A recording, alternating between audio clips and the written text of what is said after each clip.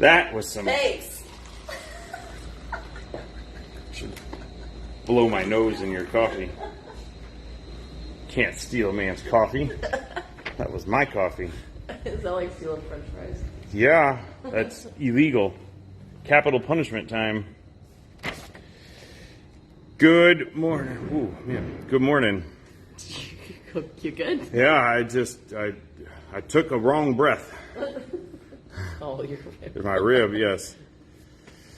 I made you spots, I know, thank you. but you I didn't use the appreciate it. coffee one.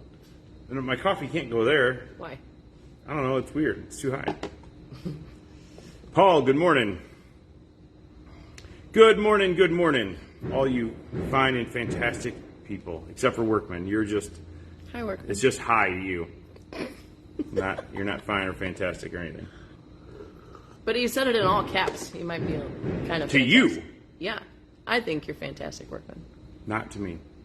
So, we had... I'm just going to push you out of the way because you're going to yell at me about it in a minute. I'll just do the show from back here, Okay. so you can take up all of the camera. Stop it, my face is getting redder. Can't laugh, it hurts. Anyway, one of our students received a letter in the mail. See that? Good. Read it. We're going to talk about that in a minute. We're going to go through inventory stuff Quickly? quickly.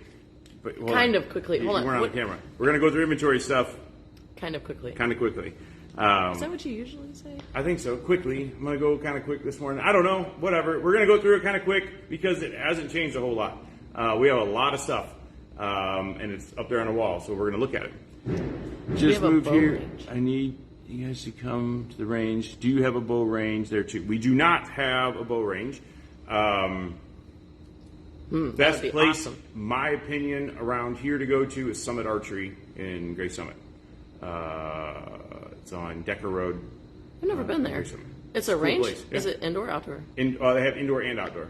And they're nice people, family-owned, small family-owned business, nice people, very knowledgeable, good folks out there. So go check out Summit Archery. Do some shooting or pick up something new or fun or whatever.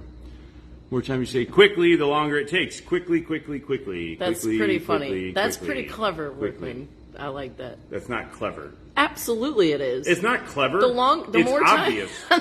It's still It's not clever. You're Clever just is non-obvious stuff. That's obvious. His annoyance of me is obvious. All right. So we'll go through inventory. That was weird. It was. We'll go through inventory, take a look at stuff, and then we're going to read this letter, unless you can already read it. Boom. I'm not going to read the letter because it is kind of long. We're going to quickly cover all of the points that the sheriff makes in this letter quickly, which means it's going to go slow. No, we're not going to go quick on that because I want to talk about it. Or actually, I want her to talk about it. So, study. Okay. I'll be here. Reading right. the letter. Oh yeah, I forgot. Weber, that's a newer place, and they have indoor archery stuff. So, I've not been out there, but if Workman says it's worth checking out, go check it out. Good freaking morning, Mr. Jim. All right, so shotguns, we have them. Hold on, come on, camera. There we go. Semi-autos and pumps, 500 and 590s from Mossberg, Beretta, a couple of Beretta 1301s, and then this 940 Pro. Somebody needs to come in and buy that thing because it's freaking sharp. And I've got a 930 SPX and a standard 930 as well. So, lots of cool shotgun stuff. Dang it, I just thought there was something I got kind of... I'll talk about that in a minute. Issues with pistols and not working. I want to talk about that. Hopefully, I don't, if he's watching, oh well. But we'll talk about when your pistol doesn't run right and it's got to go back to the manufacturer. But it doesn't. No, not yours. Yours is different. Long guns. We have long guns. 5.56, 308, 7.62 by 39. Somebody come in here and get this thing. It's a pretty sharp rifle too. 7.62 by 39. And we got the special edition Daniel. 1 of 500. Well, this isn't number 1, but there are only 500 made. Sharp rifle. Optics not included in that, but definitely a good choice for it. We have lots of other stuff. Scar. Everybody needs a Scar 20S. You get $200 off of that guy. So if you see John Bucks, John loves his face being posted out here. Makes him happy. He'd much rather see these, but John Bucks are the best bucks. PS90, a couple of SIG rifles, Ruger, Desert Tech. Man, even $100 off the Desert Tech. So I've got Desert Tech in 300 black and 5.56. Black Rain and Springfield rifles. One of those rifles is in 5.56, the other 9mm. Jason, good morning, sir. Jim, I don't know if I caught you and said good morning or not. CMMG, I've got a couple of Descents and Banshees, 5.7, 5.56, 7.62 by 39, and 9mm. And I've got the Smith FPC 9mm as well. Okay, good. I'm glad I didn't miss it yet. Hold on. You have to do your homework somewhere else, Miss Elizabeth. I'm literally researching right now. Are you? Hold on. So, ahead of thought. Oh, great. Do you remember the guard that came in to qualify yesterday with the 19X with the little plug in the bottom? Yes. They have a dumb name. I'm not going to say it, but there's a little lanyard attachment you can put on the bottom of a Glock. It comes on the 19X. What if we put one on the CR920? Because it's gold. Shiny. Because it's gold and it's little, so it could hang it. You could hang it around your neck. And then it would be like Flavor Flav with his watch, but it's a gun. It wasn't a watch; it was a clock. You're right. It wasn't on his wrist. Yeah. It was a clock. Yes, you're right. Anyway, that's the Well, ideas I had this. I think that maybe there needs to be a super awesome post with you, a picture of you Okay. with that around there. Hilarious. Yeah, make that happen. All right. Speaking of all the bling, we do have a couple of those special edition blinged out shadow systems. I actually like them. I like the way they look. She don't. What? I do. Like that is just. I don't know. I honestly don't know why I too much. like it. But I do like it. I do like it. Whatever boat you float. Exactly. We got several other shadows in here: DR, XR, DR 920Ps, and CR 920s. Springfield XDMs, Echelons, Prodigies, XDS, and Hellcats. Smith.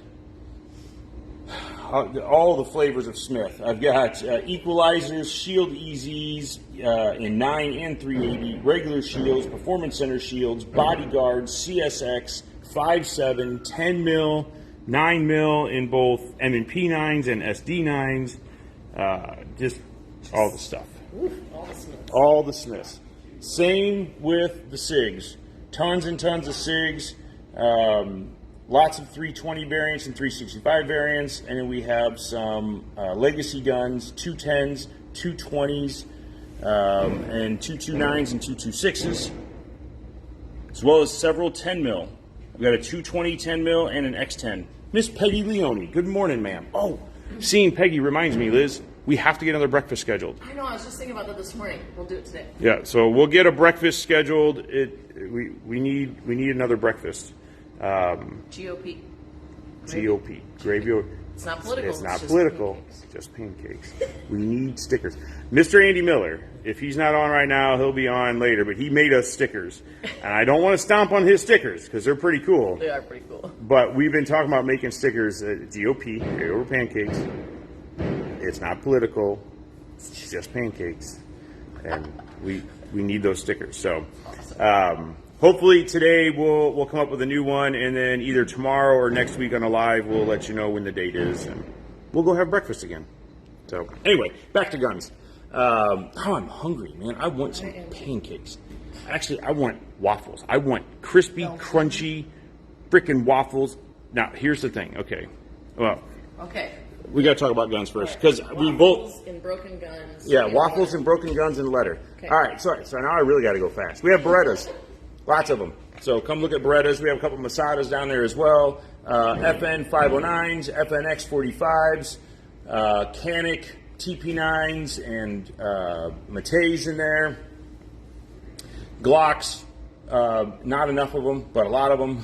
We got a lot of 9mm, which is nice. 47, 17s, 19s, 48, 43X, and others. Walther, lots of options here. A couple of PDP variants, pros and standards. PPQs, Bursa, Thunders, Gearson MC9, Savage. We got lots of guns, so just come in and look at what we got. Ruger, all the variants of Ruger, Sky, and Arex down there.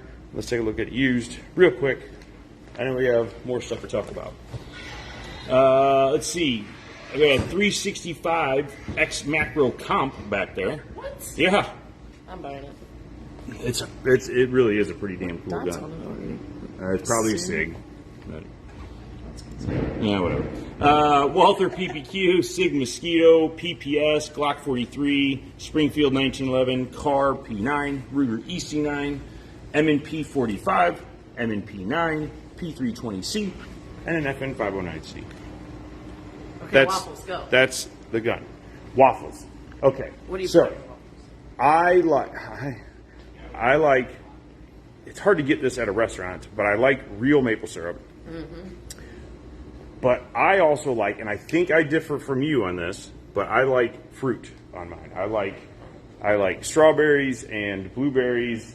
I'm not opposed to other stuff, but that's what I would put on it if I was making strawberries, blueberries, especially if you heat them up in the... No. Oh, yes, you heat them up. Would you let me finish? No. You heat them up in the just in a saucepan with the maple syrup. Oh my god, so freaking tasty! And definitely butter. Definitely butter. I don't like jam on pancakes, but I wouldn't be opposed to it. But it's not something that jumps out at me. I think I could do jam because it's not like I don't like the whole berries, like the pie filling and stuff like that, like the blueberries and cherries. That stuff. I like fresh blueberries and strawberries, cherries too. But again, blueberries I wouldn't cut up, but strawberries I'd cut up and in a saucepan with some of the oh my gosh. I'm a purist. Waffles. What the hell does that mean with pancakes? How do We you were know? talking about waffles, All but right, waffles. Sorry. Yeah. what do most people put on waffles? It's in all the pictures.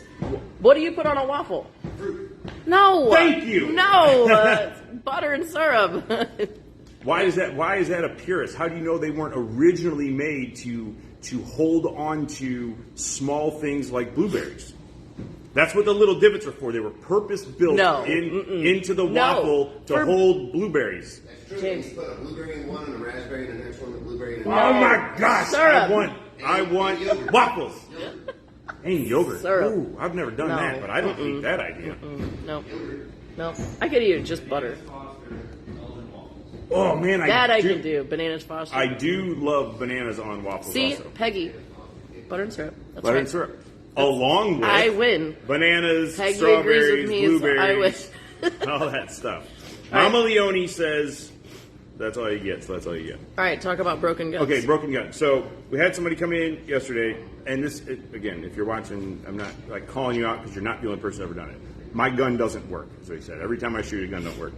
I went down and shot it. Sure enough, gun didn't work. A lot of the times when the gun doesn't work, it's literally just because they're not holding it right. So we talked about that a little bit. That wasn't the case. I went down and shot it. One shot, fail. One shot, fail. One shot, fail. I put oil on it. No problems anymore. If you've ever heard me talk about cleaning guns, I'm not a big proponent of cleaning guns all the time, right? They do still have to function properly, though. Okay, his gun wasn't that dirty; it was just dry. It was a little dirty, but not super dirty, just dry. The gun didn't work. Literally, one shot out of it, that was it. If he shot higher, it was a 9mm. If he shot 147 grain, it would cycle, but it just had more oomph to push the slide back. But with regular 115s or 124s, it would not cycle the gun. I've had Oiled, issues done. I've had issues like that with mine when I didn't oil mine when I should. It's like if doing like a slow reset or something, hold the trigger back, and then the slide won't go all the way back into battery. That's happened to me before because I didn't oil it. Yeah. We see that quite a bit. There's times when we're shooting with students and their gun's just not working and not quite to this level where it was every shot, but every couple of shots not working. Literally go get a couple drops of oil. Don't even take the gun apart. Just lock the slide to the rear, put a couple drops on the slide. It works. So anyway, okay, letter. Oh, okay. All right. So we had a student that lives in Franklin County. It's actually my aunt. She took my CCW class, but she sent me this letter. And it was a letter from the sheriff basically saying, hey, welcome to being a CCW holder. First and foremost, I've heard lots of good stories and I've heard lots of bad stories. It's up to you how your story ends. So first things first, take it upon yourself to be responsible, to get trained and not take this laissez-faire. I had to look it up. That's what I was researching. Like, what's laissez-faire? I've heard it before, but I didn't know the actual term. It's like, okay, casually. It made sense contextually. Anyway, so take responsibility. The consequences are high. Dad, work hard. Work hard to know what you're doing, to understand the concept of carrying a gun defensively. It's a big responsibility with high consequences. Phil and I were just talking yesterday about how we'll have students come in fairly regularly and say, I just want to learn how to defend myself. There's a big word in there that I'm not a fan of. Let me expand on that just a little bit, right? And I've had this conversation with this was a guy in this case. This gentleman sat in a basic pistol class. On the very first break, he tells me, I don't care about all this other stuff that you're teaching us. Like, I don't care about how the gun works. I don't care about loading my magazine. I'm going to load my magazine. I just want to know how to defend myself with it. It's like, I said, I'm going to load the magazine once, and that's going to be it. I'm going to be good. I said, well, you've got the wrong attitude. Mm-hmm. And if you want, it'd probably be best for you just to leave. Because if you think it's that simple, A, you're way wrong. You've got the wrong attitude about defending yourself and your family as well. And that's not an uncommon expression. Mindset, mindset, I think is a good term. So. Yeah. It's not, I just want to defend myself. That word in there, just. It's like you're saying that defending yourself is just this small chunk of it. And that's irrelevant. My student yesterday, I was also saying, we were talking about how long it takes to build a skill and everything, and she's like, I'm in this for the long haul because it's going to take some time. It's we're seeking that reward very quick these days. From watching movies and seeing how fast you could progress through learning something, like Karate Kid overnight, just hanging up his coat a couple times.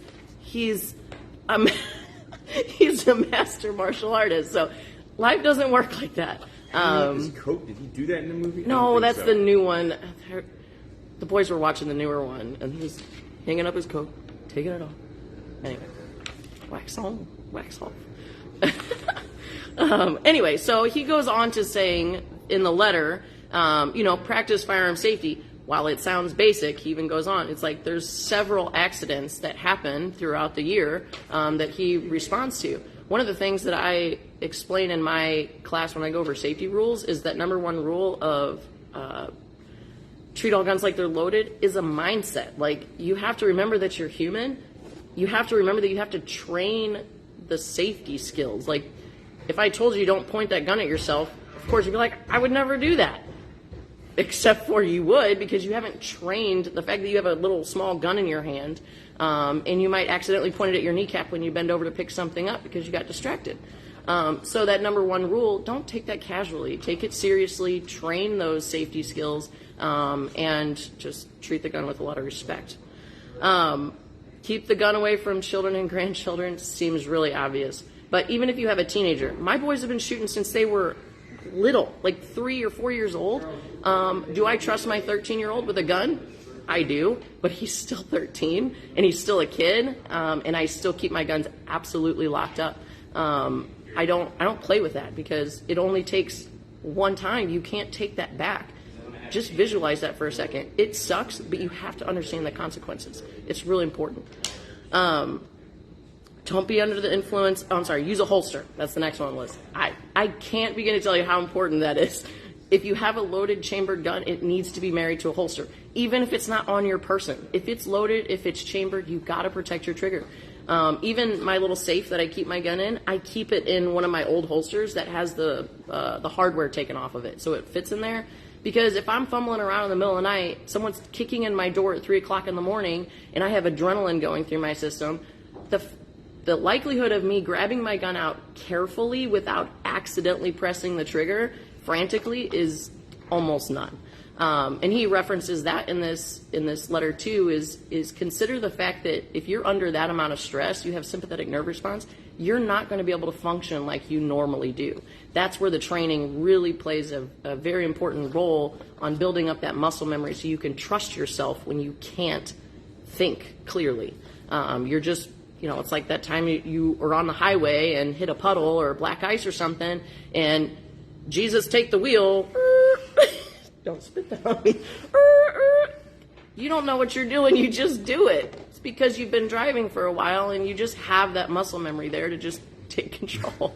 But that's what you want to see in your firearms handling, is the ability to take control of the tool without the use of your prefrontal cortex, because you're going to be under an immense amount of stress. I want to say one more thing about the holster thing. I had a student in class one time. She was very reluctant to be there because she had a bad experience. Her brother, I believe it was holding his infant child. Nobody got hurt, okay? Nobody got hurt. Holding his infant child, and he had a gun in his waistband, not in a holster. And she said that the gun went off. The gun failed. And sometimes we have these conversations, and the women-only classes specifically, because we're a little more apprehensive to taking on a gun to begin with, and sometimes there's bad experiences there. But it was a tough conversation for us to have when I had to essentially put the blame on her brother for not properly holstering the gun and protecting the trigger, which is the only thing that'll make the gun go bang. Not that he actively pulled the trigger with his finger, but accidents can happen. So it's really important that you marry that gun to a holster and protect your trigger at all costs. Don't be under the influence of drugs and alcohol. It seems really obvious. Yeah. It's just like drinking and driving. It's like, oh, I'm fine. Like, I got this. No, you don't. You don't. And the consequences are immense. So please, I know that marijuana is legal and all that stuff. That is still a federally regulated thing. And even if it wasn't, not a good idea. Keep that stuff separate, like 100% separate. Concealed means concealed. I like this one too. I like the way he words this too. Yeah. He says, don't stick the firearm in your pants waistband and expect it to stay secure. Hold on. Nobody's impressed if they can see your gun bulging from your side. The further it sticks out, the easier it is to gain control of it in a physical confrontation. Keep it concealed until the time is right. Technically, you will have more of an advantage by keeping it concealed. If someone walks into this building with the intent of, we're at a gun store, so that's okay. Someone walks into the gas station with the intent of taking the place over, their first person that they're probably going to want to take out is the most dangerous person in the room. If you got a gun on your hip, you're probably looking like the most dangerous person in the room. So that helps with that whole advantage of keeping it concealed. And then I've seen multiple videos of even cops getting their own gun taken from their holster and having it used in a bad way. So protect your gun, keep it concealed, and all that stuff. So I'm going to talk about something real quick about that mindset too, or the open versus concealed carry. And we don't have to go way down this rabbit hole, because it's a pretty deep rabbit hole. But I've had a student ask me before, well, you guys open carry here. They're talking about us. Cops open carry, so what? Let me back up. Because people ask me, like, do you open carry, do you conceal carry? I say, well, I conceal carry all the time. The only time I openly carry is when I'm here, and I'm still in a concealed carry position, but it's just openly visible. And like, well, how come pretty much everybody here is openly carrying, and cops openly carry. Why don't you like it as a civilian, right? Not that I'm not, right? But a couple things. One, you have to have a totally different mindset. You cannot be lost in space at the McDonald's food line while you're waiting to place your order. You have to be very aware of the fact that you have a gun on your hip that somebody else has access to. Whether it's easy access or not, doesn't matter. They have access to it because it's out, it's openly visible. You should, as a law enforcement officer or any open carrier, that should be on the forefront of your mind all the time. And for most people, it's not. You're doing so many things. You're looking at your phone. You're carrying your kid. You're trying to carry your groceries and push the dog out the door. You're not paying attention. Okay? It's not a great thing. And most people that, unfortunately, most people that open carry because it's their right don't do it well. They do it in cheap gear that doesn't secure the gun well. They give the rest of us in this world, truthfully, a bad name. Yeah. And I hate that, but I have seen it done well. Yeah, absolutely. And I don't. Everybody's situation. I mean, just like here, it's like he displays his gun. First off, it's for us working in an industry. Like, we can talk about the gun, we can talk about the holster, we can talk about the method of carry. It brings up conversation for us to carry like that here. I usually carry concealed here. But I've also been called to the floor several times, like, Liv, show me your holster because it's really cool. But the concept of carrying open, in your lifestyle, if that's what you do, then that's what you do.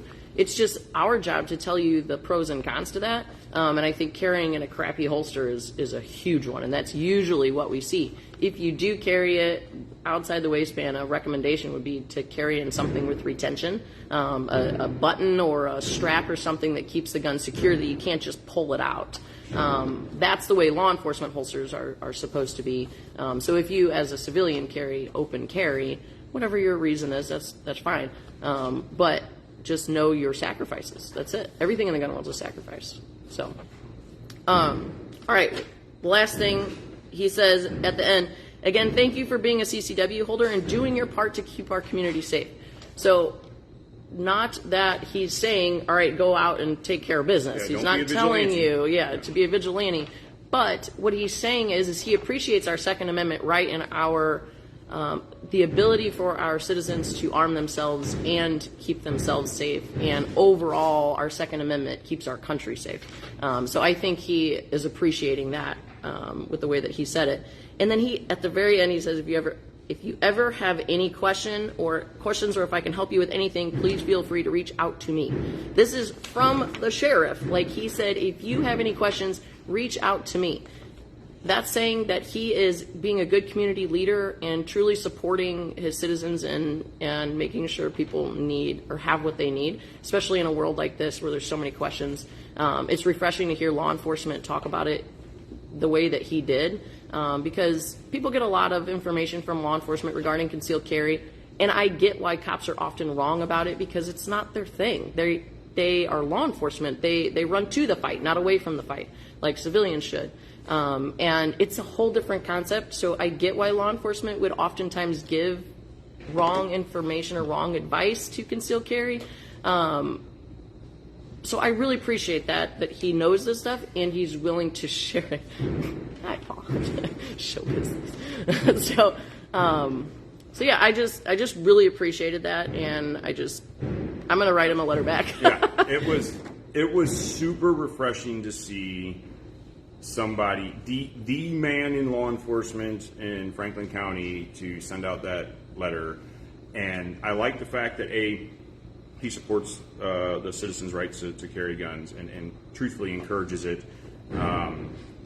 But more importantly to me, he strongly encourages being responsible, which means understanding the safety rules and training, practicing. He goes in there to say, hey, the fight is not the moment to try to figure out how your holster works or how you can clear your garment out of the way or whatever it is. You need to practice that stuff, not hope that it happens correctly in the moment, because it's not going to. He goes into the whole sympathetic nerve response, and that you should do some research and how it affects you and what that means in general. It's really a good letter. So I applaud him and thank him for doing that thing. And is that a elected position? yes. So his name is Stephen M. Pelton from Franklin County. So here's the letter, and you probably can't read it because it's probably backwards. But props to him. Something else I was going to say. What does Dave say? Rich, good morning, sir. At the range, customers expect employees to have guns, so there's no need to hide it. In public, open carry is not expected and can make people nervous. That's true. Plus, open carry loses your tactical advantage. Yep. Yeah. So, and that's not wrong. And that attention that you gain, some people crave that attention. Like, look at me, look what I can do. I can put this thing on my hip and walk around. There's nothing you can do about it. That just creates a conflict, which then brings more attention to you. You know, maybe there's an argument that happens because of that. The best thing to do, Vinny had this happen to him. Walking across the street to the gas station, we constantly walk over there, you know, not just us, but just any of the employees here. We know all the employees over there. We're carrying our guns just the way that we are. Somebody said something to Vinny, like, basically, why do you have that, you know, and do you really need that? And Vinny's like, cool, here's my $3 for my drink, and I'm going to go away. See, he doesn't engage them. There's no reason to get in an argument, and just because I do it because I can. There's nothing you can do about it, and it's just not worth it. That's petty, and that's not how we get people to understand the 2A. Is not by arguing with them or getting in their face about it. No. So, one other thing I remember what I was going to say. We were talking about holsters and drawing from a holster and practicing and not using that. God forbid that moment ever happened, that moment as your opportunity to learn if your holster works. One thing that, shameless plug, come in for a private lesson and learn how to draw your gun from a holster. If you want to learn how to draw your gun from a holster and you don't want to go, I mean, we can shoot, we could do that in a private lesson, but if you just want to learn how to safely draw your gun and put it away, it seems really simple. It's actually a very complex thing, especially reholstering. That's one of the most dangerous things you'll ever do is reholstering a loaded gun. So come in, learn how to do it appropriately, safely, efficiently. We can fine tune you like to get it to where you look like a robot. But then you can go home and practice. You can come to the range and practice. If you're a member, you get to draw from a holster here. If you do our qualification, make sure you're safe. But that's a awesome thing that you can practice, and you can get so much from practicing that. You don't even have to shoot the gun. You should shoot the gun, you know, see where that's at. Your draw to first shot, that's important, but you can do a lot of practice without actually shooting the gun. So come in, learn how to do it. That will speed your way through. Not through it. It's always an ever learning process. Yes. I'm gonna stop talking now. I doubt it. I doubt it. You're right. I know. All right. I am going to go. So you can just stay here and keep doing your thing. Okay. Or are you going to shut up? No, as soon as you want to. No, you're not going to shut up? Okay. All right. You guys know where to find us if you need something, 1403 Manchester Road. Obviously, you can always shoot us a message here on Facebook. You can shoot me an email if you have questions about any of the holster draw stuff or comments or anything about the Franklin County Sheriff. Phil at therangestl.com. Elizabeth at therangestl.com. Is that correct? That's correct. You weren't supposed to be talking. 10 to 8, Monday through Friday, Saturday 9 to 6, Sunday 10 to 6. This Friday, Saturday, Sunday, we will be Saturday, Sunday. We will be at Baldwin Days, so come hang out with us at Baldwin Days, and there's going to be live bands, and there's rides, and funnel cakes. Probably not waffles, but if there's waffles, I'm getting one. I mean, funnel cakes are pretty close, but... They are pretty close, but not the same. I do like funnel cakes, though. Corn dogs. Ice cream, I like ice cream. Anyway, why is there so much food involved in my talk this morning? Because we're fasting. So, anyway, you guys have a super awesome day. Stay safe, be nice to one another, and we'll catch you soon. Later. Toodles. Awkward pause.